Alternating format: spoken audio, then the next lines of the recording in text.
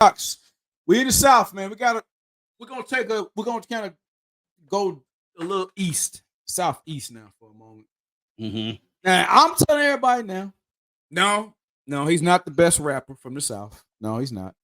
Mm-hmm. But what we cannot take from him is the proliferation of Southern music and how he blasted that shit out, and he put this shit on a major level. He did it country. He did it with him, his cousin, and four other five people who said they could rap. No amazing lyricists, maybe just one of noteworthy talent. But this man took Southern Louisiana gumbo and did something with it, and had the whole damn world talking about they was body. Because let's talk about that No Limit era, because man, I was a youngin' getting off the porch, going to the military, and then when that I'm About It came on, man, you bet. Hey, they fucked that club up because they tear that shit up in that movie. Yeah. Man, P and No Limit, that era from probably them early days, man, and when Ice Cream Man dropped, even before then, when P was out in Richmond, California, and then making it back and forth between Richmond out to New Orleans. What P did, man, was sort of set the blueprint for what a lot of people are doing now that didn't have the capability to be able to do it back then.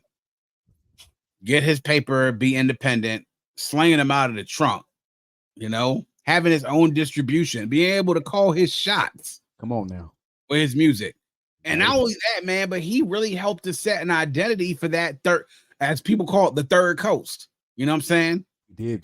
Folks from that third coast, repping Houston, repping Louisiana, repping Alabama, Mississippi, like that third coast, he really helped to set part of the identity of what the third coast was, and definitely New Orleans.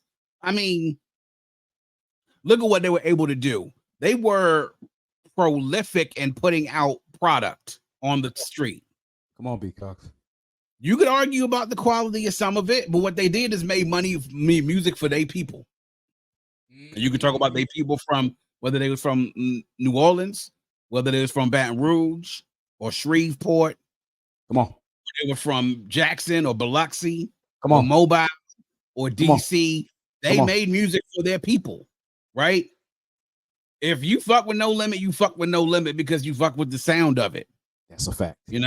Beats by the Pound, Medicine Man made that No Limit sound, gave P some hits, and then they stacked out other artists on that label and they were putting stuff out.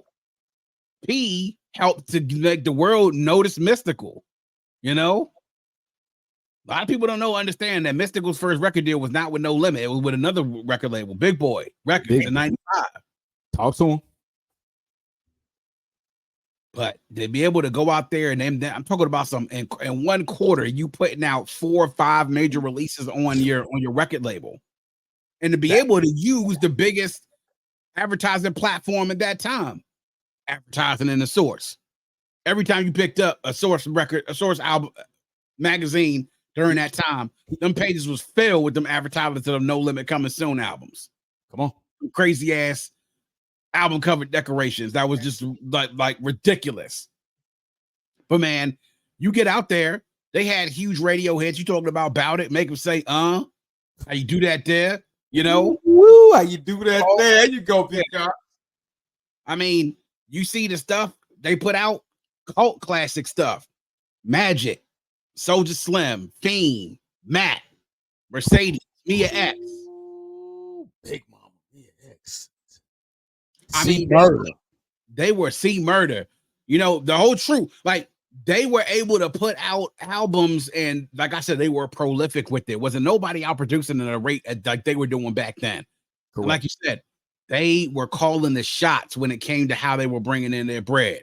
I mean, when they did that documentary about No Limit and what P said, all right, your other record label, these major labels, going to give you this. They're going to give you a big ass advance. But they're going to take all these points. They're going to take your publishing. They're going to take all this shit and everything else. And, hey, you basically a slave to them. The way P was like, yo, you coming in No Limit, when you getting this chain, you getting a bag of money you're going to get with you that you deserve. Don't try. We going to make the money back. Don't worry about it. We going to make the money back. but we're gonna take care of you on the front end and not bullshit you on the back end. And he was a pioneer in that sense, man, because record labels were screwing their artists back then. Talk about it, B-Cup. They were screwing their artists back then. And to be able to do that, man, and to help give an identity to that third coast, to New Orleans, to let the folks know and take a peek into what New Orleans was like, right? The other part of New Orleans that we wasn't even privy to. Ain't nobody know enough about the Ninth Ward, 4th Ward down New Orleans. You know what I'm saying? Like what New Orleans was really like for people who lived there, our people. We didn't know. We didn't know. We didn't know.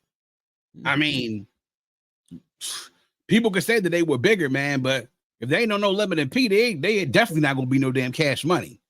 Ooh, I can't dispute that, goddamn. Now a lot of people say, okay, they were kind of simultaneous at the same time. Yeah, they probably were, man. But Limit was popping first before Cash Money made any type of noise. That's a fact. On a national big level, No Limit was popping first. Yeah, and I mean, give P his props, man. As a businessman, he knew how to do it, and you know. That was what I respected about him. And he always kept it 100, whoever he was with. You know, his artist, you know, he never really tried to fake the funk about who he was and what he was. He never tried to act like he was some sort of super rapper, super gangster, whatever. But he set himself up perfectly.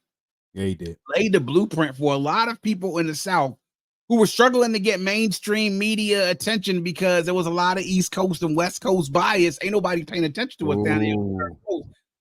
That blueprint that he had, that he started down there, man, and in interacting with other artists in the South along the way, gave them ideas and helped them to be able to get jump started to do their thing.